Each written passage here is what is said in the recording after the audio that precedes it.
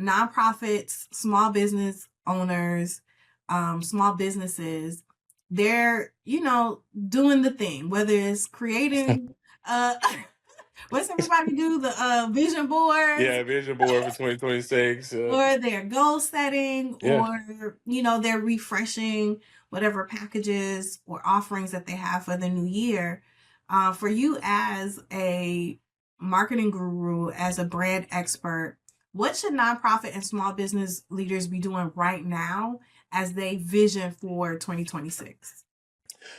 First thing is goal setting, understanding where you're going, right? What is your goal for 2026 at the end of the year, this time of the year, next year, and then working backwards, right? Understanding what my total goal is. And your goal doesn't necessarily have to be a monetary goal, it can be improving my customer service, it can be installing systems, it could be, better bookkeeping, whatever those things are, putting them into a clear, concise outline of these are my goals for 2026, and then start working backwards, reverse engineering them.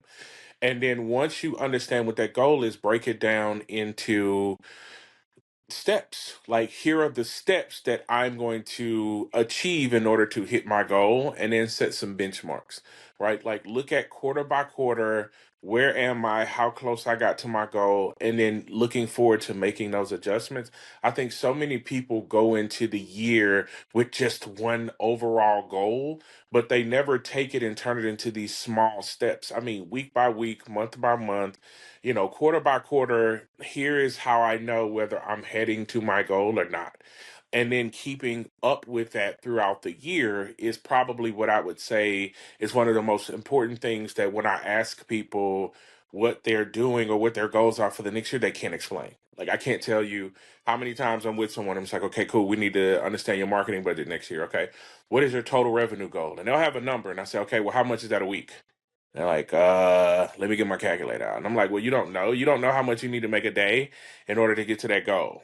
You don't know how many clients is that? How many clients in each tier? Do you have three different pricing tiers? How many clients in each tier is that? Where's your main tier? Where's your secondary tier? And where's your third tier? Which one do you make the most money in? Which one do you have the most people in, et cetera, et cetera? When you really start breaking this stuff down, people are like, Yeah. And I how have many no idea. leads do you need to generate to close Yeah. that amount of clients? Law of averages. That's that phrase, law of averages. Yeah. Most people do not understand their law of averages. So when we're spending money for marketing and advertising and branding, all of that, the amount we're spending, how much we're spending, how Mhm. often we're spending it, where we're spending it, has to match those goals. So when I'm asking all of these questions, people are like, well, man, I just want to spend this and that. I'm like, well, you have no idea if what you're spending is going to get you to your goal. And Anywhere. if it's not working towards your goal, it's not an investment, it's just an expense. You're just throwing money out of the window, and you're And going just to because continue it's to be free there. doesn't mean it's effective. People be busy and they don't be making any progress. I know a lot of busy people that make no progress, and they don't understand it. And I'm just like, you have no idea where you're going. When you get in a car and you're going to a new location, the first thing you do is put it in the GPS. The GPS doesn't just tell you where you're going, it tells you how you're getting there. Every Mhm. turn, how many feet before your next turn, how many miles before your next exit. It gives you all of this information because it's broken down, and there are built in moderators that say, oh, there's an accident ahead. We need to change course because it will not allow you to get to your goal on time if we don't do this. And we don't have those kind of fail safes and stuff like that in our businesses. And we're wondering why we're so busy, we're so overwhelmed, we're so overworked, but we aren't achieving anything. It's because we don't have the clear steps to get to where we're going. Yeah. So I tell my people, start with why. Set your goals, reverse engineer it down to the steps. I mean, day by day, what you should be doing in order to achieve your goal every single day, and work every single day on hitting those benchmarks. Because it's easier to think about what I'm going to do today than it is what I'm going to do 6 months from now. But Mhm. if you've already set your year up, every single day, if you're hitting your goals, you'll look up at the end of the year and you'll be there and you'll be like, wow, like I actually hit it, and I didn't do anything but think about every single day executing from day to day to day. I love that.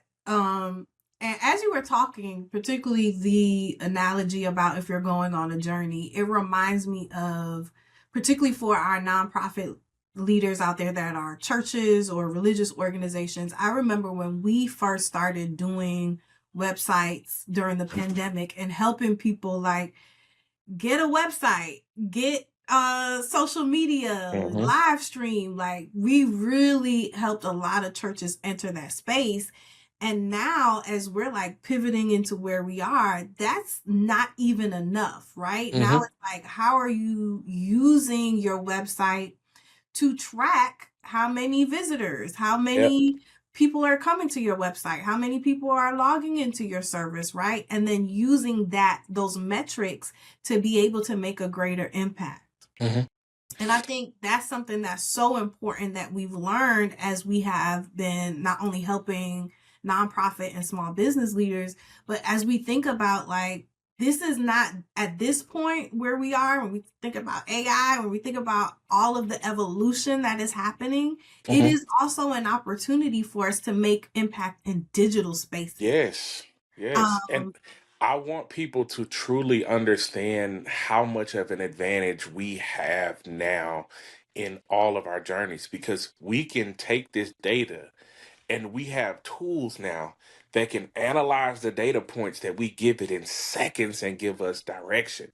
Game plans can help us to articulate thoughts and ideas and understand our businesses in intimate ways that we've never been able to do without months and months of research, paying for courses and classes that may not work from influencers that probably haven't really built anything that they're saying that they built.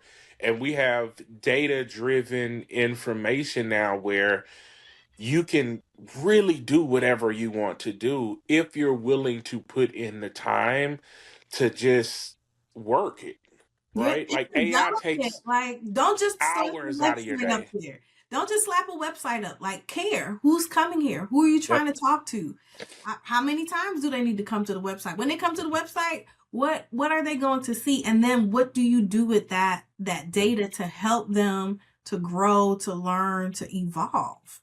Yeah, because a lot of people are just focused on getting the unique visitors to their website. But you're absolutely right. We have to understand, once they get to our website, where are most people going? When they get there, where are they spending the most time? What are they reading the most? What page are they going to the most?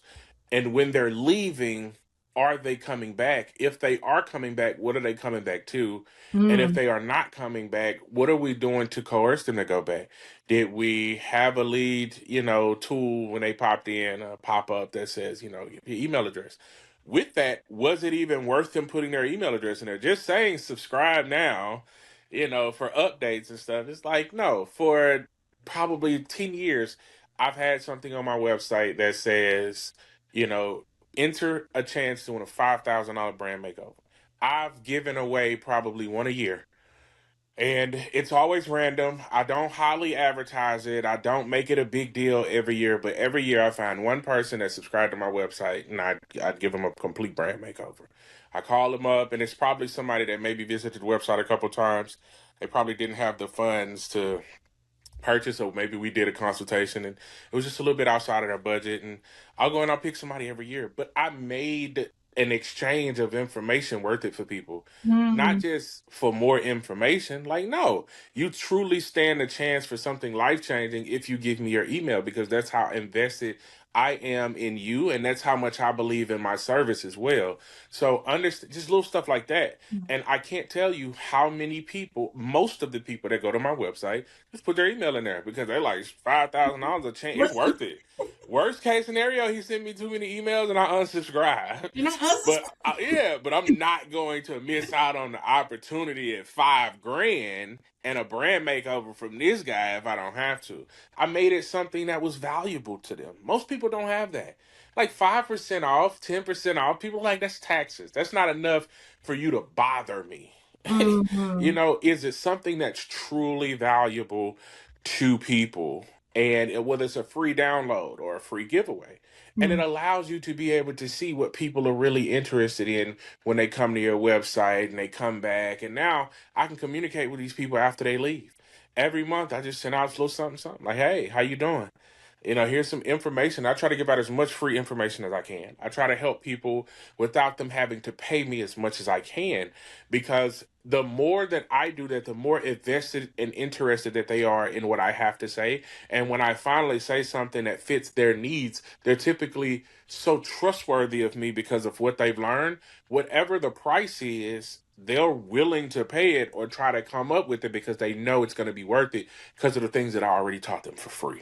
Yeah. Most people do not understand the value of free information and Hmm. what it does to boost revenues, because everybody's trying to gatekeep everything in a world where information is readily available. Yeah.